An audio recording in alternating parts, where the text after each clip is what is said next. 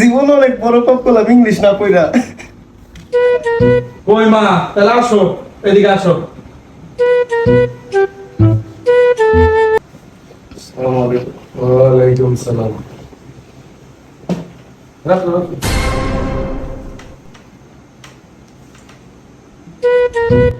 বাবা তার চশমাটা খোলো, একটু শরবত খাও, পরে একসাথে কথা কথা বলি, একটু নাও খাও। হ্যাঁ হ্যাঁ আঙ্কেল, অবশ্যই নিচ্ছি, সমস্যা নেই। তো বাবা তুমি কাজ কাম কি করো? তুমি কেমনে কি করবা? আমার মায়ের যে নিবা কি খাওয়াইবা, কেমনে কি কও দি একটু। তো আঙ্কেল, আমি তো আপনাদের দোয়ায় আমি তো এখন অনেক বড় অটোমোবাইল ইঞ্জিনিয়ার।